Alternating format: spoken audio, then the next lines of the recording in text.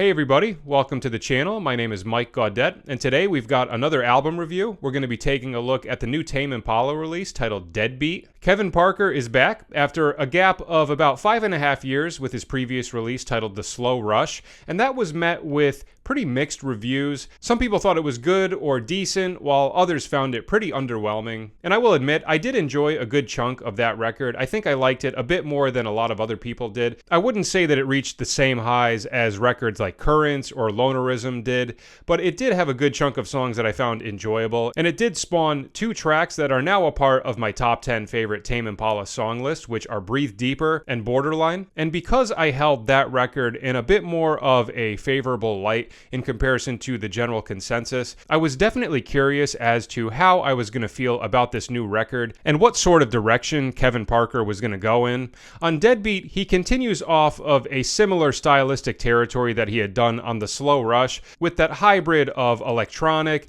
dance, synth pop, and psychedelic. And I had high hopes going into this record, but unfortunately I did find myself feeling pretty disappointed and underwhelmed after I listened to it a couple of times. In my opinion, a good chunk of this album does fall pretty flat and definitely does not reach the same highs as any of the other records in the Tame Impala discography do. And I do have some mixed feelings because there are definitely a couple of tracks on here that I do enjoy, but at the same time I do think the negatives greatly outweigh the positives in the grand scheme of this record. It's 12 tracks long and it runs a little bit over 56 minutes in length, and that is one of my big issues with this album. I do think it's a little bit too long, and it's got a couple of tracks that I really think add just nothing to the record, and in my opinion, if he had omitted maybe 2 to 3 tracks, it definitely would have helped the momentum a little bit, because a couple of these tracks just do not feel necessary to me at all. And in addition to that, the songs that I dislike on this record are probably my least favorite songs of the entire Tame Impala discography. So unfortunately, I was met with a lot of disappointment when I first put this on, and my general feelings after my first listen was that I thought the album started out pretty good, and then around the halfway point of the album it really started to lose me. There would be a track here and there that I thought was decent, but then it would be sandwiched in between a couple of tracks that I found to be really boring. I do like the way it starts out with My Old Ways, but I will be honest, when I first put the album on, that track did deceive me a little bit. It starts out with this piano part that's in 3/4 time, and because of the fact that it started out with this different sort of instrumentation that is not really a part of the classic Tame Impala sound, I had thought that the piano was going to play more of a prevalent role throughout this album, but it really only pops up in a couple of songs. So I do like it as an intro track, but I also thought it was kind of a weird choice to kickstart the album with a piano-centered track, and I think it was a little deceiving. And I personally would have enjoyed if they incorporated the piano a little bit more throughout this record, because in the few times that they do use it, I think it is very nice. And I like how in the opening track, they start that piano part out in 3/4 time, and then when the full groove comes in, they change up the rhythm so it changes to 4/4. I thought that was pretty cool. Then the follow-up track is titled No Reply, and this was a song that when I first listened to the record, I wasn't crazy about. I thought it was kind of boring, but I did find after a couple of listens, it did grow on me a little bit more. And again, I really enjoyed that whole little piano part that happens for the last section of the song. I think it's a really pretty melody and chord progression. And then I really enjoy track 3, which is titled Dracula.